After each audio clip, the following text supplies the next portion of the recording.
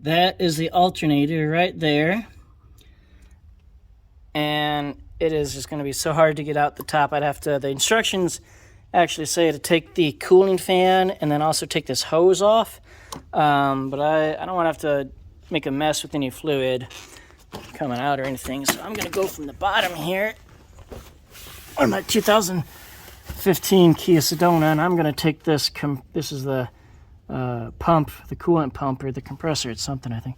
But it's got these lines here that have flexible hosing on them. I don't know if you can see it back there.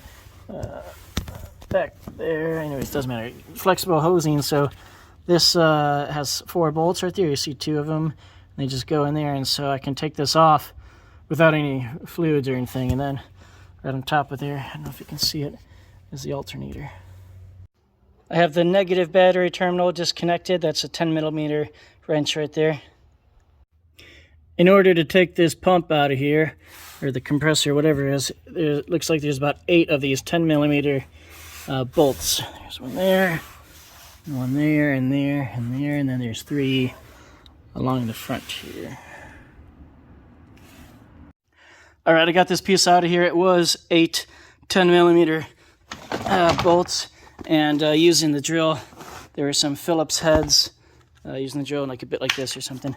There were a few Phillips heads under here too that you had to take out. So there were 2 of them for this kind of flap thing here. There's one there, and it is a So this is the thing. It's kind of like this. To focus, it's like this clip that the screw goes in and makes flare out. And so you just use you got to pull on it a little bit.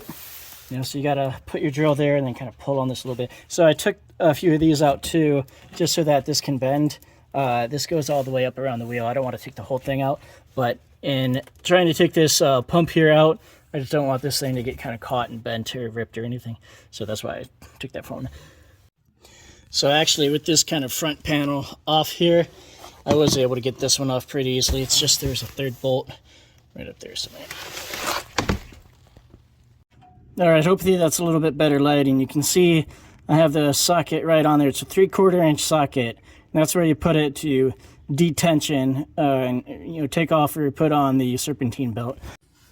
All right, I got a breaker bar with a 3/4 inch socket down there. And it looks like going from the top isn't too difficult. So you can see here, the breaker bar, it's an 18-inch breaker bar, gives me plenty of leverage to actuate that tensioner pulley there. And I was able to get the serpentine belt off, and it just kind of fell down after I took enough pulleys off. All right, in preparation to get this pump out of here, I disconnected this cable just with a flathead screwdriver. It's pretty simple to do.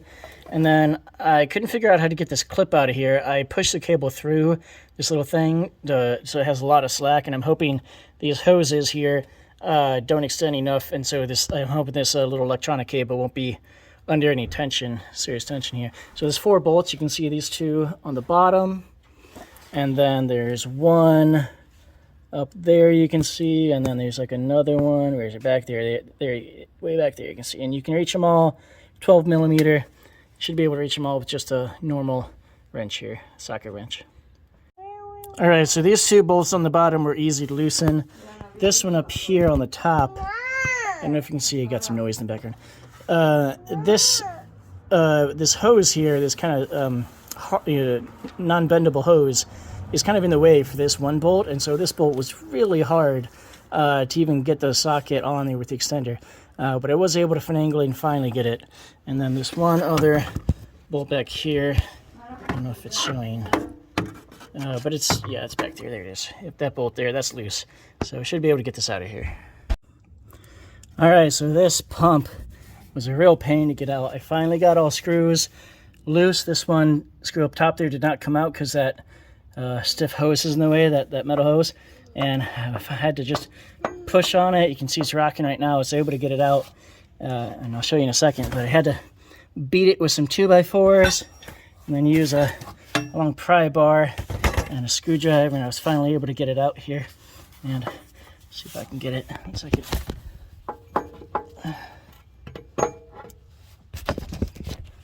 So that's why it was so hard to get out, because it has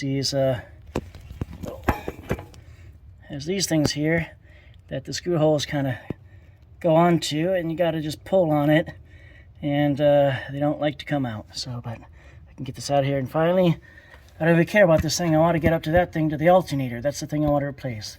All I wanted is the alternator.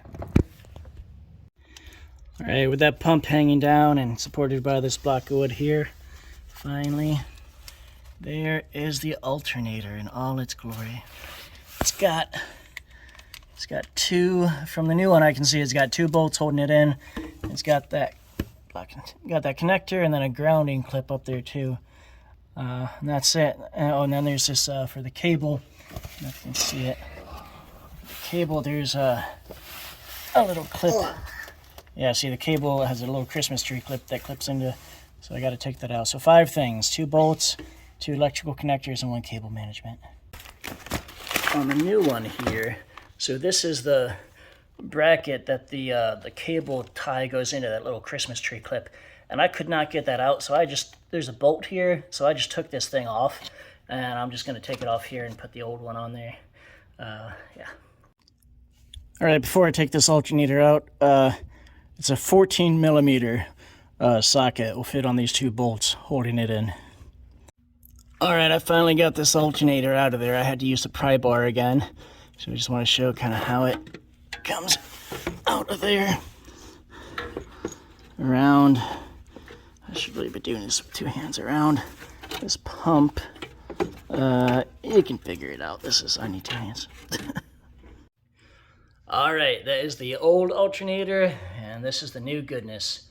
So you can see here this little clip on the side. On the old one I took off because that's easier, so I'll just take this one off, and when I put it in, I'll put the old one on there with the electrical cable with the wiring. All right, I have the new alternator, and the bottom bolt is in, and this is a neat feature. Let's see if I can do it one-handed or not. This bottom bolt actually mount as a hook, so you can just have it in there. You put the bolt in on the ground and then just hook it on there, and it can just hang when you put and then you can go up and put the top bolt in. So that's a nice little feature there. There it is. The new alternator is in the car. I hope this was the problem. All right, so before I forget, these are the bolts here to go into the AC compressor, and you can see this bottom one here. It's from this one right in the front. It's a little bit rusted, so I'm gonna put some anti-seize on there. No, it's not focusing well. Maybe my lens is dirty, but I'm gonna put some anti-seize on there. And I just want to say, like, this hard pipe up here really made it very difficult to get to that top bolt. I had to put in, it's an open-ended wrench, but I used a closed end to get it on there, and just to get it loose, like, I don't know, like 1/6 or 1/12 of a turn. And then I was able to put the socket wrench with an extender on there and get it the rest of the way. But this, every single part of this process was just annoying. All right, and getting the serpentine belt back on here, you can see I have this front one here. I don't know if you can see it. It's actually on the alternator. There it is, yeah. On the alternators where I have it a little bit loose. And then I have the breaker bar on the tensioner pulley. And so what I do is I always just start from top to bottom. I do that back one first, and then put it over this top one, and just work your way down and around and make sure you got it. And here's a life pro tip, actually. So if you have the breaker bar like I do, or any kind of socket, it's actually easier if you have all of this stuff off here. Like if you have, this paneling off, it's actually easier to just put the breaker bar in from the bottom, and then you can just very easily see where it goes right there. All right, actually what I found is, I'll get the camera down in there a little bit better, that the pulley on the alternator, because of the grooves, I couldn't get it over. Even with the tension pulley all the way pushed up, I could only, because this engine mount, I could only push the breaker bar so far forward. So actually, this one right next to it, you can see that one there, is smooth, and so it was very easy to get the serpentine belt over that pulley. That one right there. Yep, so that's what you want. Putting this back together here. Alright, so as a final check here, before I put all the coverings back together, we have the car off. I have the voltmeter on just the battery. It's 12.6.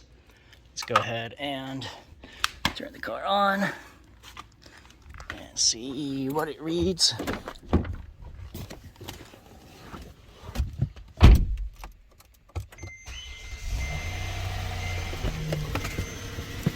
Starts up. That's a good sign. Of course, it started up before. Look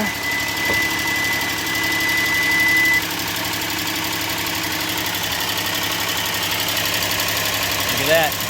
So before I replaced the alternator, this was reading about 11.5 with the car running, and now it is reading 14.4. So that was in fact a problem. Excellent.